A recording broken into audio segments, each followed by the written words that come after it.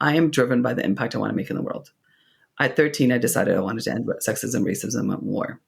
At like age 13, no idea why, but that was what I decided.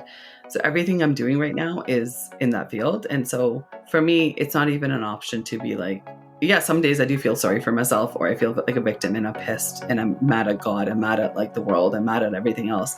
But then I'm like, there's a reason why I was put on this earth, and I have to make my life, meaningful and leave my own legacy in a different way.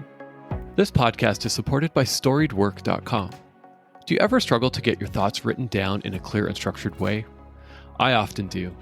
And when I'm planning my podcast scripts or articles, I have so many ideas in my head and I struggle to get them organized in writing. With Storied, all I need to do is speak in my thoughts and the tool automatically organizes my ideas. I love it because it provides feedback and prompts me to fill in any gaps to make my message crystal clear. Storied was founded by a dyslexic physicist who needed a new kind of tool to write. What their team discovered was that seeing your thoughts and ideas turned into clearly structured text unlocks potential for almost everyone. If you're having trouble translating your thoughts into clearly written content, such as articles or social posts, try Storied for free. Go to StoriedWork.com. Are you someone who turns your toughest challenges into a force for positive change? Not just for yourself, but for others too? How do you find the strength to advocate for yourself and for a more inclusive world, even when you're facing your invisible struggles? Hey, Tim here, and thanks for tuning in to another episode of the Invisible Condition podcast, where we talk about advocacy and unusually normal things, the conditions, diseases, and illnesses we live with. We will end the stigma of invisible conditions by empowering voices, and today's voice is brought to us by Manpreet Dhillon. Manpreet lives with multiple concussions, Lyme disease, and other invisible conditions. At a young age, she became focused on making an impact in the world, and she's doing just that. The founder of Veza Global, a diversity, equity, accessibility, and belonging consultancy, to working with the UN, Manpreet is focused on impact. This episode explores how facing and sharing our struggles with invisible health issues can empower us to inspire change. It's about finding the strength in vulnerability and the importance of advocating for a more understanding and inclusive world. Have a listen.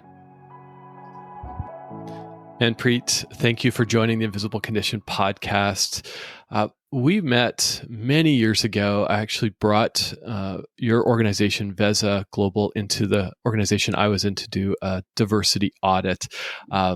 And so I just love the work you're doing. And I know you're very outspoken and very open about the invisible conditions you live with. So I knew that it was just natural to have you on the podcast. So thanks for joining me today. Well, thanks for having me. I'm so excited about the work. I mean, I think we met like back in 2020, and it's been so exciting to see your journey. And I'm so glad you're getting these stories out there and kind of end the stigma around invisible conditions as well. So happy to be here. Yeah, it's ending the stigma. It's a big lofty goal, a big lofty vision, and so people have questioned it, but more people are behind it, and I'm just grateful to have your voice behind what we're trying to do. So why don't you just tell us a little bit about yourself and some of the conditions that you live with? For sure. So the conditions I actually live with are concussions. I've had 10 concussions, which is not fun. It's really impacted my life in many ways. And I have Lyme disease and endometriosis and other autoimmune conditions. I grew up when I was 5 years old. I had an autoimmune disease where my muscle cells were attacking themselves. So it's been something that I was one of the rare, and the amazing thing is every time I'm like one of the people that recovers from, like the rare people that recovers from these conditions. So dermatomyositis, only 6,000 Canadians have it. And I was one of the 3% that actually fully recovered as a juvenile. And then, ended up all the concussions and everything else. And so from that and actually my diversity inclusion work didn't actually start because of the conditions I live with. I've always I didn't even know. I wasn't diagnosed actually until like 5 years ago with a minor brain injury, and 3 years ago with the Lyme disease. I just lived with chronic fatigue, exhaustion all the time, and just not being able to really function in life, what I thought was normal. I pushed myself a lot, which led to multiple burnouts. So now I do equity, diversity, inclusion work, looking at systemic change within organizations and how to create organizations that actually help people thrive.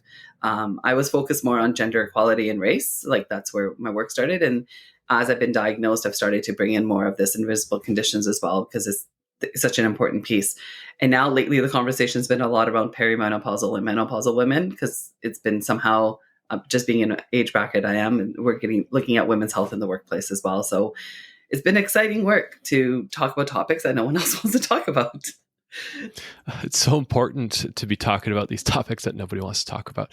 And it's still just, I don't want to say blows my mind or frustrated with it, that we just don't want to talk about it. We don't want to talk about diversity, inclusion, or as you'd mentioned, menopause in the workplace, which is an important conversation to have in the workplace. And why do we shy away from that? Why do workplaces say, you know what, let's we want our people to thrive, but we're not going to talk about these topics? Well, the flippant answer is because we have a lot of certain types of men in organizations that don't feel comfortable talking about these topics because they've never been exposed, unless they have family members who have been dealing with it. And then I find that the conversation is completely different. They're very open, and they really want to engage and create a different place to work, or because of the personal connection. But we need to get to a place where it's not just about from personal connection that we want to create change. We want to create, which is amazing when we do want to create it from personal connection as well.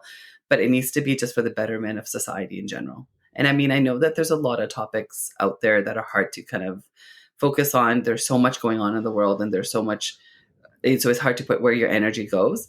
But this is where, if we actually create systems where everyone can thrive, we can actually focus our energy on creating a better world as well. I'm a little bit of an idealistic person, so I believe that, we can create a better place.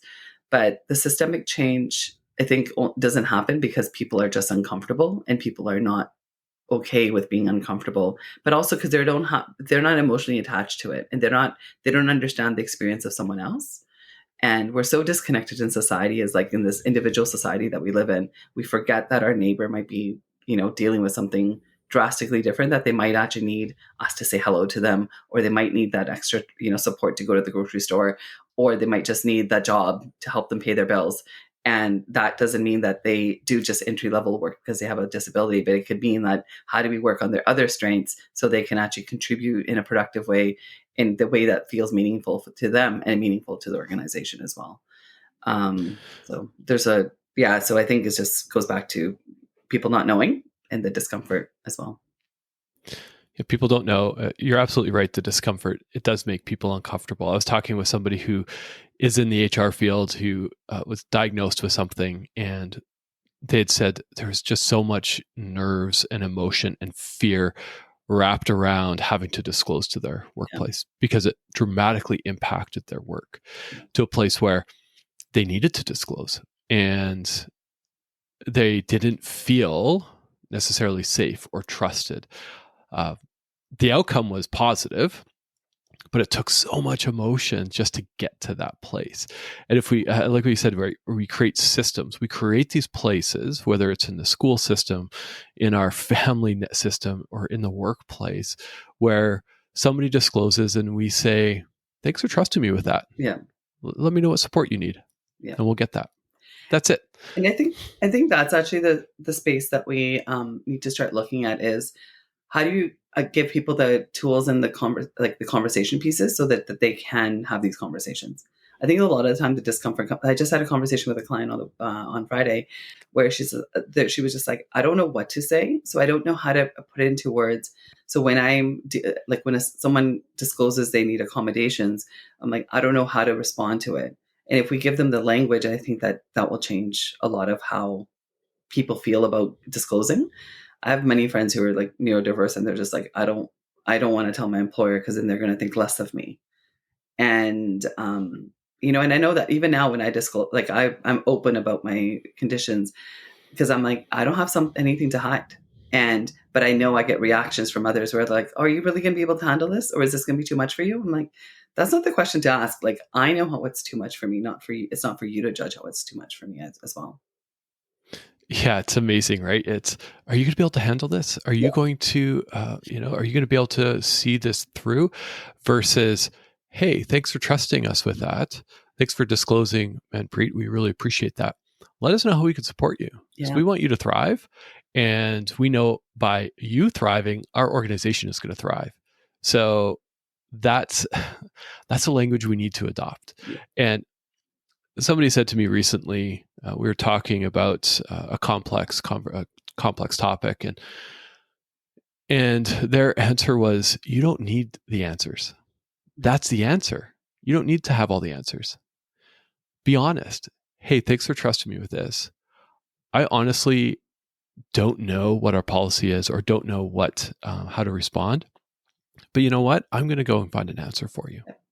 And So hang tight." that's the best answer. Like Yeah. when people just claim that they don't know something, it's actually the best answer that you can give to anyone, regardless of what the situation is. Like I just remember, like even with a friend, I was dealing with the loss of my brother, and I had a friend. She's like, I don't really know how to support you right now, and I don't know how to be there for you. And she's like, I don't know if I have the capacity. And I'm like, I had so much more respect for her because she was just like, I don't know what to do. I don't have the capacity, and I just want you to be well.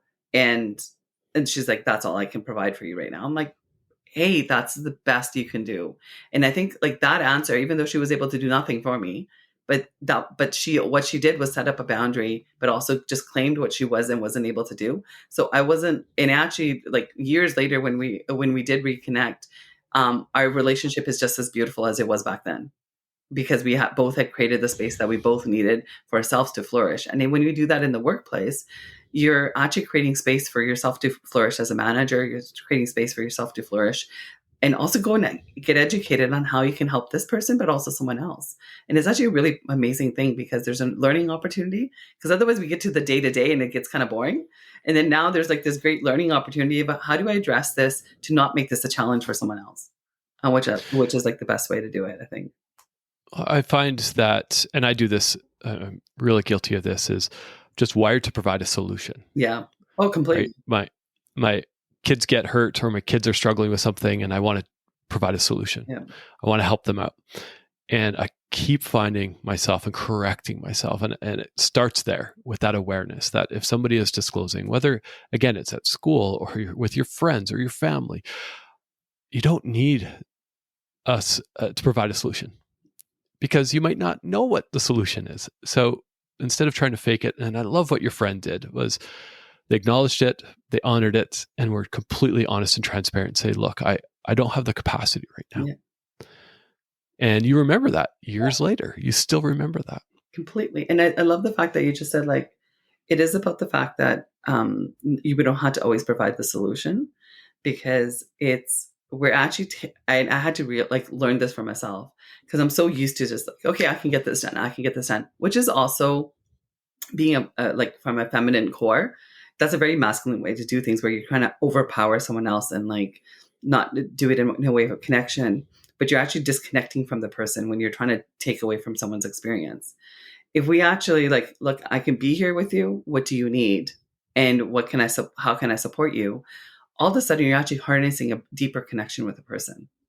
And you're also creating a space for them to feel more empowered and make choice in their life, and make a choice that works for them rather than a choice that works for you. And that's actually really powerful to have at that as well. Yeah, you think about who's at center of the conversation.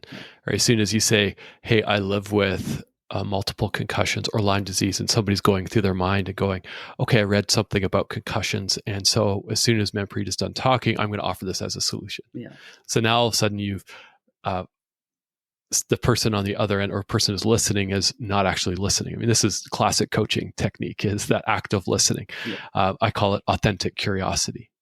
Put away the noise, put away that assumption that you have an answer, and just get curious. And I would love to back up a little bit. You said you were diagnosed with something when you were 10 years old. And I'm wondering if you can just talk a little bit about that diagnosis, that condition, that invisible condition. Yeah, so it was actually 5 years old. It was dermatomyositis. And it's where your muscle cells, how I was explained, it was muscle cells attack themselves. And it was, so yeah, the moment when I found out I was going to get diagnosed, it was interesting, because it was a cold day, and I still actually remember this moment. I was walking to school all bundled up, and all of a sudden, and for some reason my mom was like looking from the window that day, which usually never happened. But anyways, I walked across the street, and all of a sudden I fell. and I didn't have any power in my legs and I couldn't get back up. And I was just sitting there in the cold, cold snow, and it was so cold. And I remember my body's just shivering from it, and it was just like freezing. And I'm like feeling like, oh my God, what am I going to do? Because I can't get up. And I'm like looking around. There's no one else around. For some reason, I used to always walk with someone, but that day I didn't. But all of a sudden, my mom like saw that I hadn't gotten up, and then she like ran across. She's like, "What's wrong with you?" And I'm like, "I can't move my legs, and there's nothing. I just can't function." So, anyways, that led to diagnosis. Led to like my mom was like only 24 at that time. It led to her to like, like when you love someone, you do things so outside of your, like, you're going to do anything it takes. She like drove on the Coquihalla Highway for the first time from Kamloops. And she's like taking me to all these doctors. She's like, I need to get, a solution for my daughter. At the time, they had put me into surgery because they didn't really know a lot about this condition. And it made me gain like 30 pounds as a child, like in a month, from prednisone. And it impacted the rest of my life. Like it impacted how I was able to move. I couldn't really play with kids because I couldn't run the same. I was actually for a couple months, I just didn't even really walk. And I remember that, they used a lot of ancient Ayurvedic techniques on me, like the almond oil and things like that, things like our grandmas used to use. And that's the only thing that was working to actually get energy back in my legs. And so it took me a couple months and I got recovered, and to their surprise, and they're like, okay, it's under control. Then I had remission 2 years later. Again, like completely destroyed everything about my life and confidence and stuff like that. And then the third time I had it, and I was fine again. And then the third time we were in Paris, and all of a sudden I'm like, I don't feel so well. And my mom's like, okay. And so there was certain conditions. They would look for like a rash on my joints and like, how I was feeling. My mom's like, oh, you have a rash. Like this doesn't look good. So we cut our trip short. We went back to Canada, and lo and behold, they're like, oh, it's flared up again. And I didn't want to go to school because this was in August, and I didn't want to go to school because I was like, I've gained so much weight all of a sudden from the prednisone. You just blow up, and you're grade 7, like your confidence is impacted, your body image, like, and so I actually, my mom called the teacher, and she's like, Manpreet doesn't want to come to school because she's scared that the kids are going to make fun of her. Can you what? And he's like, okay, I'll talk to the kids before she comes. And so they did. They talked to the kids before I came. Like, she's going to look different than what she did last year, and whatever. And it was really positive because everyone was really like, no one ever asked me about it. They were just like treated me the same as they always did. And it was really interesting because like after that, I started playing. I got the concussions after that, but I started playing ice hockey. I didn't know how to skate. I started and I was on the basketball team at school. Played volleyball. I became like super active, and I actually wanted to be an athletic therapist for Team Canada Women. And I had like the Team Canada Women's team actually taught me how to skate. So it was really a great feat when you're coming from like not being able to use your legs to coming to a place where the women from Team Canada are like teaching you how to skate. And Hillia Wickenheiser was the first person who taught me to skate. And when I met her years later, she was like, I totally remember you. And I was like, what is this woman doing? She's like 16, doesn't know how to skate. She's at like trying out for BC Summer. I was at a hockey camp at that time. I tried out for BC Summer Games, but it was also, it gave me, I just remember as a child, people would always like look at my parents and be like, is she okay? And I'd be sitting right there and no one would talk to me. It was like I had become invisible. As soon as I got the disease, I became invisible. And I was so tired of people only connecting to me because I was sick. And I felt like I had so much to offer. And it was interesting because I just had a Tony Robbins weekend, and I realized that I was still using that connection of sickness as a way to still connect with people, even though that was when I was 5 years old, because I thought that's the only way people would love me, because I felt sick. And it's not true, but it's so interesting to how, as a child, that got imprinted on me, thinking that that's how I can connect to people and how they relate. And when people only see you as being sick, they forget that there's so much other aspects of you that's available to get to know and become curious about, that when they define you as that's all they define you as, they forget, they don't actually get to know you then. And that's where like afterwards I had to really I was like, I became so public, right? Like the way that I show up in the world, because I'm like, there's so much more to me rather than me having a disease. And so, yeah, so it was really interesting experience. There's so much more to you than just having a disease. Oh man, if somebody's listening to this and that's what they're taking away, just take that away. There's so much more to you than just your disease.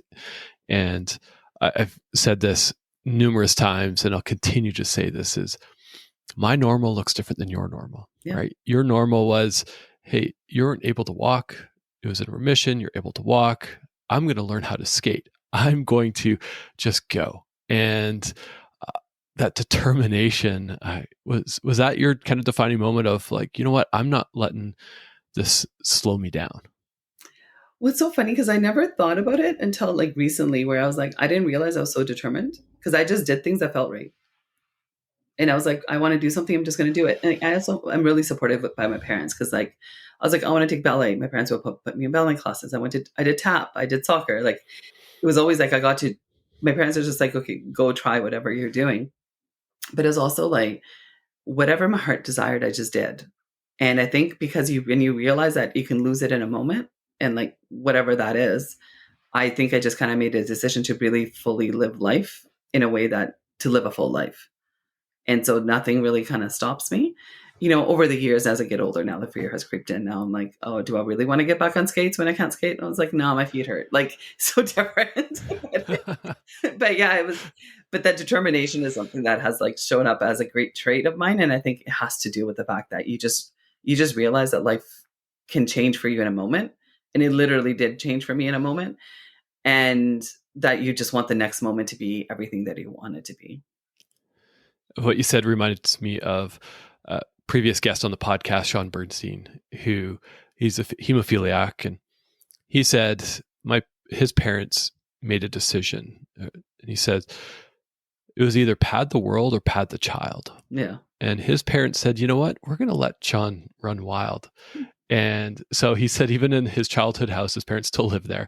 There's tape and foam still around some of the corners around the fireplace and things like that. And it's like, you know what? I want you to have the most normal, quote unquote, normal life as you can. And so have fun. And he said that was a defining moment. He still remembers that, like that gave him that confidence and has instilled confidence in him. And it sounds like your parents did that as well. They did. Like I remember when we were at, I didn't realize my mom had like overcome her fear of driving on the highway to like take me to the hospital in Vancouver.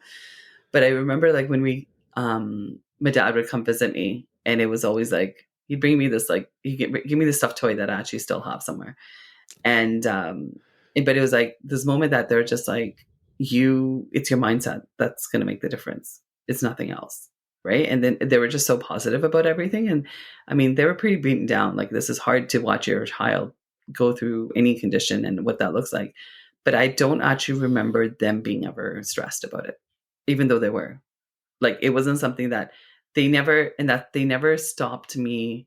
They never stopped believing that I can do anything. And I think that helped me believe that I can do anything. And I think that's where it goes back to like when people believe in you more than you believe in yourself, like, that makes the world of a difference. And I think I got that from my parents. And I remember that like being in doctor's offices and they're just like, oh, she may not be able to have kids, or she may not be able to walk again. And my parents are like, no, she'll be fine. And that was it. Like, there was no like question about it. So. Wow. I love that. Thanks for sharing that. The caregivers in our life, big shout out to caregivers who are there, who stand by us, who walk life with us, unwavering, and sometimes wavering because we're human and things get hard. But that's a testament to how you were brought up and that determination. I love that. You know, what I know about you is it seems like you put your mind to something and there you go. And, you know, I would love if you can just tell us a little bit about 10 concussions. I've known people who've had a few concussions, maybe have had to stop, mountain biking or riding a motorcycle from their second concussion or something like that. And 10 concussions, and how has that impacted your life, or has it impacted your life? Drastically has. And, but it's also interesting. I wonder, So the first one was when I was in grade 9. I dropped a deep fryer over my head. And then grade 11, I walked into a sign, so I have a dent in my head, like a physical dent. And then 2 weeks later, misjudged where the boards were because I didn't realize I had a concussion and I was playing ice hockey. Misjudged where the boards were, fell on the ice. Then a couple months later, a friend dropped a hockey stick on the head. 20 years to the date, almost later, me and my cousin were playing ball hockey because we started playing ball hockey to honor my brother. And he hit my brother. My cousin is full muscle. We banged into each other and I fell on the floor and I'm like, my head just bounced. And I was like, oh, this is not good. But it was almost 20 years to the date. And there's a reason why I'm mentioning this. And then a couple of months happened afterwards. One was like my niece just tapped me on the head and I got a concussion because at that point my brain had, And the last one I got was I was living in the Netherlands and it was a windy day and the door flipped open and it hit me on the head. And all of these, after a while, what happened was I didn't realize that it wasn't until 2018 when I was like, I had friends. So 2016, when I got like a series of like 3 or 4 concussions, a friend was like, you need to go get a baseline done. I was like, no, I'm fine. He's like, you should get a baseline because he's like, your brain's going to start getting impacted. You need a baseline. And so I put it off. But I was like, I didn't realize I had gotten really light sensitive at the time. And I was just getting overwhelmed all the time. I had a lot of anxiety. Haven't slept in years. Like I still haven't slept in years. And I couldn't figure out what was going on. And then fast forward, I had to leave my job and I just like up and quit, like emotional decisions, made right in the spot, which is a sign of like concussions as well sometimes. And I quit my job and I left. And then 2018, I finally went to a neurologist and he was like, look, I don't believe in concussions, but you have minor brain injury, but you actually seem to be functioning pretty well, but you shouldn't really be working anymore. And he's like, your brain's too far gone. You shouldn't be working. I was like, well, that's not going to happen. But I was really busy and I have burnt out 3 times. So I couldn't figure out why I kept burning out. Well, so after he told me that and I started to research it, and I was like, oh, like, so a lot of my life of like where I try to stay in the dark, or I feel constant nausea. I feel constant motion sickness. I was like, this isn't normal. So I ended up, a friend was like, had just dealt with concussions. She was like, you need to go to a neurovision therapist. And I was like, I don't even know what that is. And she's like, I'm like, no one told me to go. She's like, you should go. So go to the neurovision therapist. Within 5 minutes, she's like, how nauseated do you feel all the time? I'm like, all the time. Like, it's horrible. And she's like, yeah. And she's like, do you feel like you're on a boat most of the time? I'm like, yeah. Like, I don't think the ground's ever stable. Like, and I fall constantly and all these things. And she's like, that's all symptoms of your brain and your eyes are not communicating. And so I'm so glad I met the neurovision therapist and because it just made a world of a difference for me. Literally, I was able to, and she worsened the symptoms. So I was on bed rest actually when my company was growing because I was on bed rest because I couldn't, they made the symptoms so much worse. And at that point, I only had 7 concussions. And then 2019, at the end of the year, I met this chiropractor who started doing physical testing because I was finally able to get to the physical part. And she's like, you can't be in like rooms with light. And I'm like, no, I'm like, I get overwhelmed, I get overstimulated. And then I finally had language for it. I just thought I would just get irritated and shut down emotionally because I was like a horrible person. But it was like, no, it's actually because of the concussions. So I'm like, my entire life, I've become emotionally overwhelmed, like within like 5-10 minutes of being around people. And it was actually not to do with me having not limited emotional capacity. It was because I had concussions. And then I find out like partnered with Lyme disease, it adds on to it. And then it's actually made like, this is part of the reason why I stay single, because every time there's people around me constantly, I get overstimulated. So being in a relationship wasn't something that I could do. And so with the chiro, it really helped. We got to the physical parts. And then it wasn't actually till I got to Netherlands where I met a personal trainer. He was amazing and he was in kinesiology. And as he would he started getting me movement again. And I was like, because I missed working out because I couldn't work out anymore. I used to play hockey. I used to play sports. I sucked at everything I played, but I still used to play. And now all of a sudden I was barely able to get out of bed. And so then when I went to go work for the UN and in the Netherlands, it was a great opportunity for me to I'm like, okay, let's focus on myself. I don't know anyone in the country. I can actually focus on my healing. Met this personal trainer. Then someone introduced me randomly to an osteopath who was like 10-minute walk from my apartment. And he was a game changer. Within 5 minutes, he was able to diagnose me with things that no other practitioner was able to do. And I was like, and he actually released like so much tension from my brain that I won't get concussions again, hopefully, fingers crossed. And then he introduced me to another trainer who was able to get me strength back in my legs, which was not like possible, like, because I've always had weak legs like, ever since I was 5. And all of a sudden I started getting strength back. But it's made it, but the last couple of years, because I've been on bed rest so much as through the recovery period and additional concussions, I've missed out on a lot of life. Like I literally took myself out of my life at Vancouver. I moved to the Netherlands to be by myself so I can heal. And I mean, it was amazing because I got to work for the UN. I made all these new friends and I did all these other things. And I traveled a lot, but I also had to physically take myself out of a space where I had too much emotional stimulation and too much physical stimulation. Vancouver's, you have to drive. I'm not really even supposed to be driving anymore because the driving overstimulates my brain. And if I drive for any more than an hour, I'm out for the next day. And so it's also means I can't really go to a lot of parties. I used to party hop every night, like every weekend. And I can't go anymore because I can't function with the lights and the sound and the strobe lights. And so it's meant that a lot of people are disappointed by the fact I don't show up. So it's really impacted a lot of my relationships. It's impacted my lifestyle. It's impacted, like, I spend way more time alone than I ever would have liked. I'm an introvert extrovert, but I've had to become become okay with the fact that people, and also like we live in a society where I feel like people just don't have time, and they don't have time. And if you're sitting, like I've been on bed rest multiple times, other than like maybe like 2 or 3 friends who came to visit, other people don't come to visit. And I think that's one of the things that's been the hardest, because you realize that those people, like you have a lot of people that aren't really friends. And that's really disappointing to me. And so it's kind of like made me really question what relationships mean as well. Thank you, first off, for sharing that. I am so grateful that you found the support that you needed, the trainers in the Netherlands.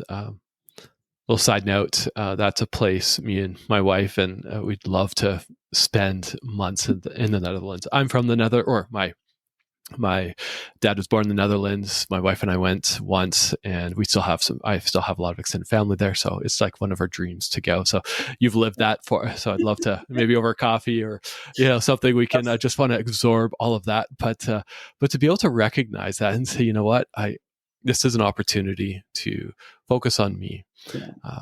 Somebody again recently said, it's like, they said it was time that I choose me. Yeah. And choosing yourself, getting that support. But he also said something that's really important, and I think impactful, is you weren't able to go to those parties and socialize like you wanted to or you used to. And you realized that maybe some of the people weren't your friends or they didn't have time. Yeah. And again, if somebody's listening to this as maybe a caregiver or somebody who lives with something that's invisible, and your condition is very different than my condition. And we need to have that mutual respect and that understanding and saying, hey, I've noticed that you aren't attending these parties. Tell me more. What's going on? What works for you? And thanks for walking us through that. That's quite the journey. 10 concussions. And then you've got Lyme disease as well on top of that, and all the symptoms of Lyme disease. And yet you're building, and you've built a global impact company. You've worked for the UN. You've done a lot. And yeah, I have. But I think sometimes it's because I wasn't diagnosed early enough, because the Lyme diagnosis came 25 years later, that I didn't label myself.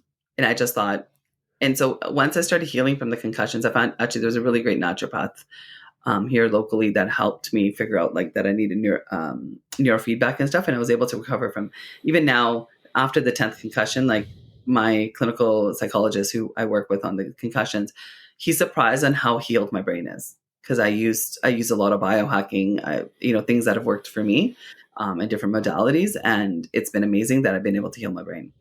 But then I couldn't figure out why I was still tired. So I ended up having this random conversation on a webinar, like listening to a webinar. She was talking about like always being exhausted. I'm listening to her and she said something about Lyme disease. I'm like, I don't think I have Lyme disease, but let's just talk to her. Let's have a consult. Functional medicine expert from Texas. And as soon as I talked to her, she's like, I'm telling her, she's like, I think you should get tested for Lyme. I'm like, I'm like, no. And then all of a sudden, I call my mom. I'm like, did I ever get bit by anything when I was younger? She's like, well, you were bit by a flea. And then my cousin was in the back and he's like, no, you were bit by a tick. And I'm like, what? And he's like, yeah, we were on a hike. You were bit by a tick when you were in like grade 6. And he's like, this is what it looked like. And your mom wasn't able to take it off. And I'm like, and me and my mom had no idea, like remember nothing. So I go in, I went to my another naturopath and I was like, can you test me? Yeah, I have 4 of the 10 strains of Lyme because it mutates within your body afterwards if it's untamed. And then I started the protocol, but it made me so sick because it actually makes you like, for me, when I was the die off symptoms, it made me choke on myself, like choke constantly. So I couldn't sleep because then I was choking while I was sleeping. And then obviously could have something else could have happened. So when I moved to the Netherlands, my mom didn't know, but I conned her into coming a week later so I can start my medicines because I knew I was going to have this choking reaction. So at least she would be there with me as I'm having it, so I can balance it out. I still have Lyme because there's such a long process to actually heal from it, and I mean it's going to take a couple. Like you can never heal fully from it just by managing it, but the beautiful thing is like for me, it's just something that is making me just like, okay, I'm using this as a tool on how do I learn about health. I'm a practitioner in Ayurveda. I've learned so many other, like I know about plants and herbs and how they actually heal our body.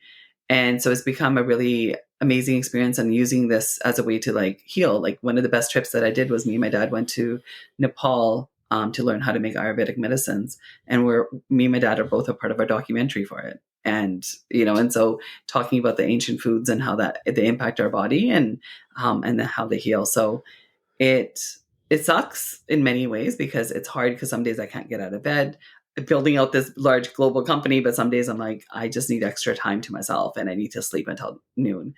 But on the other hand, when I'm productive, I'll be super productive. And so even right now, as like I was telling a close friend this morning, I'm like, I'm having a productive time because I haven't been able to work for 4 months because I was telling you I had a cough. I haven't been able to work for 4 months because I had an autoimmune reaction to having an iron infusion. And so I've been exhausted for the last 4 months. We've had lots of losses in the family and haven't been able to work for 4 months. And as soon as I was able to start working, so now I'm like, I don't know how long I'll be able to work. So I have to be productive during this time. So yesterday I put out a guide, finished another chapter of my book, and it was like super productive because I have the creative juices, I don't have the brain fog because I don't know when. I know that usually like the bouts for Lyme are every 3 weeks and right now in a good stage. And lately they've gone like a little bit longer. So I'm like, I got to use this good stage until the bout comes again. And it's interesting running your life this way because I don't make plans more than a month in advance because I don't know how I'm going to actually feel. But it's okay though too, because it also keeps my life spontaneous. I love that, the spontaneousness of just going, okay, we've got about 3 to 4 week window here. What are we going to do? Where are we going to go? What are we going to get done? And was there a moment where you decided like, okay, I'm going to be productive in those weeks versus letting that disease and these concussions and conditions play the opposite effect on you? Oh, totally. So I care a lot. Like I am driven by the impact I want to make in the world. At 13, I decided I wanted to end sexism, racism, and war. At like age 13, no idea why, but that was what I decided. So everything I'm doing right now is in that field. And so for me, it's not even an option to be like, yeah, some days I do feel sorry for myself or I feel like a victim and I'm pissed and I'm mad at God. I'm mad at like the world. I'm mad at everything else. But then I'm like, there's a reason why I was put on this earth and I have to make my life, meaningful and leave my own legacy in a different way. And how do I do that? And that's where like the impact. And I also find that when I'm it was interesting because I just moved back to Vancouver. And one of the things is like with diversity inclusion work, it's heavy, it's hard, and it's like, it takes a lot. And you're also having tough conversations all the time. And I was like, I need to just go and like, volunteer in the food kitchen. And I was like, I need to give back because I need to realize that how gifted I still am, how grateful I am for the life that I have and the ability that I'm still able to go and do all these other things. And it just have like step away from my ego around. I can sit here and feel sorry for myself, but I'm like, I have the resources, I have the finances, I've been able to get support. I know most people, other people can't, and this is why I want to, like, we were chatting about how we need to advocate for change, for how invisible diseases are looked at and the support that are needed, and what other access to therapeutic ways that they have.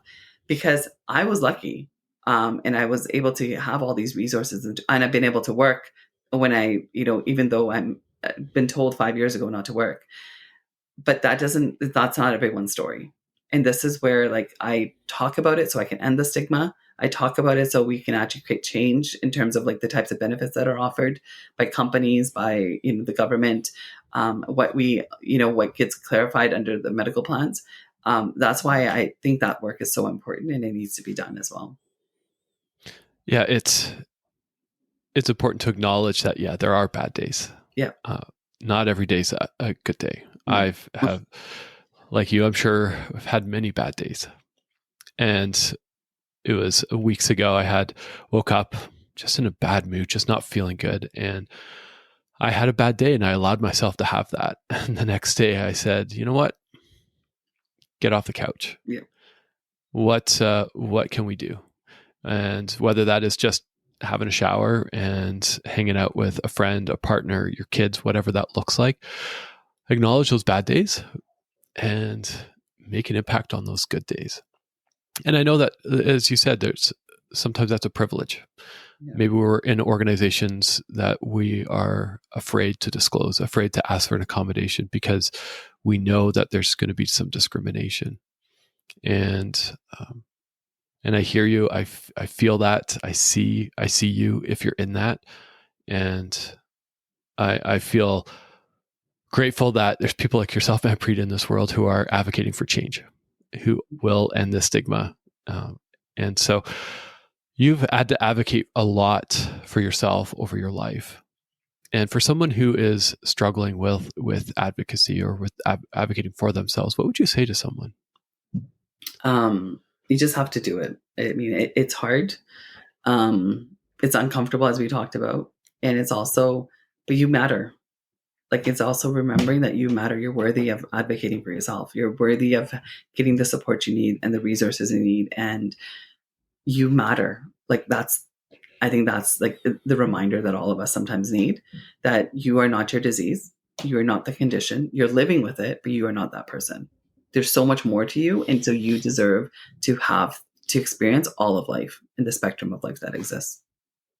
And when you're advocating, make sure you have your medical, like, I wish I had done this years ago, but having my medical history written, because this is most things that we take for granted, but having your medical history written, the doctors you've talked to, the medications that you've done, and the impact the facts that you've had on those things. And I struggle with this all the time, but I know my diet is one of the major things. If I change my diet, it would change how my process of everything. Sometimes it is easier to just be like, I'm going to eat a bag of chips, or I'm going to eat, junk food, rather than make that healthy meal. But the food is, for me, is something that I struggle with. And I found ways that I needed to ask for help with my family, or ask for help from like other friends, and be like, when I need to be held accountable for this, because I think that's hard, the hardest thing for me. And being vulnerable with insecurities that you have, but also knowing that when things are tough, that you are supported. We're lucky. If we live in the Western world, we are so lucky with the resources and the tools and the organizations that are there to support us, even if we don't have the family and friend support. And then plus there's communities like listening to this podcast, but also there's communities of people that are out there that can support you as well. What's come to mind is that saying that asking for help is a sign of weakness. And we got to change that. Asking for help is actually a sign of strength.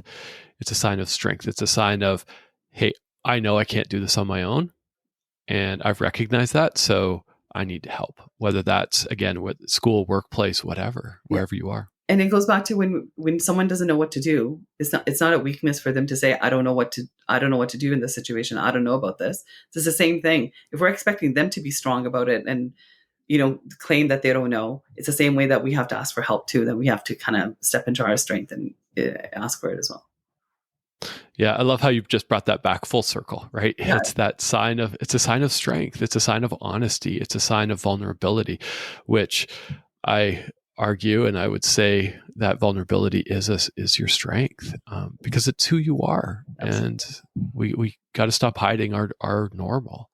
And I'm curious as we wrap up, Manpreet, what's your vision? What's your plan? And I know you're building your business and you've got a lot going on. You're writing a book, and I'm just curious, where do you see things going over the next, I don't know, 4 or 6 months? I don't know, actually, to be honest. I've kind of just surrendered. As I mentioned, I just moved back to Vancouver. I do have the book. I writing, and I've been, starting to, because I've learned so many things over the time. So I'm actually developing like a university of different courses, like around womb leadership, so people can tap into their own creation, the womb, and looking at how to like move past like ancestral and eternal lineages, and how to use the power of the wisdom of your body. Grief and leadership is something I've been talking a lot about, because grief impacts, like I've had so much grief around what I can and cannot do. Loss of my brother and things like that. And I've been published in Chicken Soup for the Soul around grief. So it's something that, I've got grief and leadership. And then going back to like the primary, like women of color in the workplace, and how do we get them to leadership from a holistic leadership perspective where they're not getting burnt out. That's really my focus, like coming back to that focus again. I still do the audits for organizations and the systems, and we do assessments. But I want to support individuals more in feeling that they're not alone. Because I feel like that feeling of loneliness is getting worse in this world, and how do we foster that not to be present in different ways? So that's really where I'm at right now. And also I'm working with a startup, and we're looking at future of work, and looking at how burnout impacts healthcare workers, and how to reduce that as well. So everything kind of comes back to how do we support individuals to thrive in the workplace? And what does that look like? So, and in their own personal leadership. And I decided at 13 that was going to be my work, and that's what I'm going to continue to do. I'm still doing stuff on public safety, and like, not in chemical weapons anymore, but like in other ways of us. I work with a lot of organizations that are paramilitary. And so it's great to be able to talk about gender equality and race in those paramilitary organizations as well. You're an inspiration to me, Manpreet. You truly are, knowing from that young age, and you're still on that path. Man, at 13, I just wanted to get into as much trouble living on a farm as I could and not get caught. It's not thinking about the global impact that I could make. But here you are sharing your story, and you've just continue to ignite that fire in me. And for those who are inspired by your story, who want to connect, who just want to learn more about who you are, how can someone reach you? The best was LinkedIn, actually, just LinkedIn, Manpreet Dhillon. And then you can go to our website, Veza Global, because there's a lot of stuff on there. And I'm just rebuilding the website, actually. That's where I'm like, I don't know what I'm doing, because I have to rebuild the entire, rebuilding everything right now. So that's great. But yeah, LinkedIn is the best place. And then happy to connect. And I love hearing people's stories. So yeah, that's great. And we'll put those notes, we'll put those contact in the show notes as well. And I think we'll have that all there, as well as wherever you listen to your podcast, we'll have the links in there. So Manpreet, I know you're busy. You've taken time to share your story on the Visible Condition podcast, and I really appreciate you. And for those who are listening, thanks for tuning in. We will end the stigma of invisible conditions by igniting voices, and your voice matters. And so if you have a story to tell, reach out to me. If you are inspired by this podcast, please send it to all your friends, your family. Please subscribe. That really helps us get noticed as well. And if you have the means, Invisible Condition is being built as a nonprofit. Everything that we take in is going directly back into this project. So if you have the means, please consider donating to keep this podcast as well as other podcasts up and running. So with that, Manpreet, thanks for joining.